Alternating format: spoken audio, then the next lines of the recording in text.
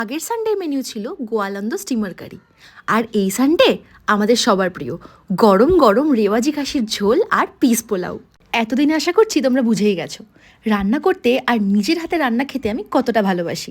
আর রবিবার মানেই জমিয়ে খাওয়া দাওয়া, নুন হলুদ কাশ্মীরি লঙ্কার গুঁড়ো, টক দই, কুচি করা আদা রসুন লঙ্কা আর সামান্য সর্ষের তেল দিয়ে মাটনটাকে ম্যারিনেট করে রেখে দেবো। মাঝারি সাইজের 4-5টা পেঁয়াজ আমি কুচিয়ে রেখে দিয়েছি, টমেটো চপ করে রেখেছি।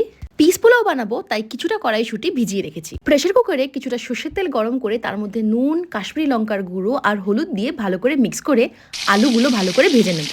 একটু পেশেন্স নিয়ে লাল লাল করে ভেজে নিতে হবে। তারপর সেই তেলেই কিছু থেতো করা গরম মশলা, শুকনো লঙ্কা আর তেজপাতা ফোড়ন দেব। ফোড়ন থেকে ভালো গন্ধ বেরোতে শুরু করলেই তার মধ্যে কিছু কুচনো কাঁচা লঙ্কা দিয়ে আর চপ করে রাখা পেঁয়াজগুলো দিয়ে ভালো করে ভাজতে শুরু করব। পেঁয়াজ লাল লাল করে ভাজা হয়ে গেলেই তার মধ্যে দিয়ে দেব ম্যারিনেট করা মাটনটা। হাই ফ্লেমে কিছুক্ষণ নাড়িয়ে তার মধ্যে দিয়ে দেবো কুচনো আদা আর লঙ্কা। ভালো করে কষতে থাকবো যতক্ষণ না মাংসের রঙটা চেঞ্জ হচ্ছে, আর তারপরেই অ্যাড করব কুচনো টমেটো।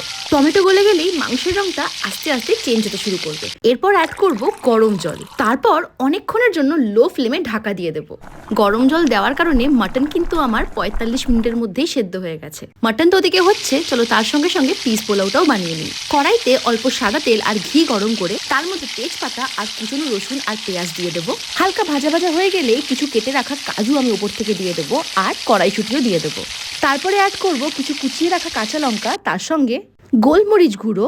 তারপর ফাইনালি আগের থেকে বানিয়ে রাখা ভাতটাকে আমি অ্যাড করে মিক্স করব ভালো করে। ওপর থেকে একটু ঘি আর ধনেপাতা ছড়িয়ে দেবো, আর মাটনে মিট মশলা আর ধনেপাতা ছড়িয়ে দিলেই আমার সানডের লাঞ্চ কিন্তু এক কথায় রেডি।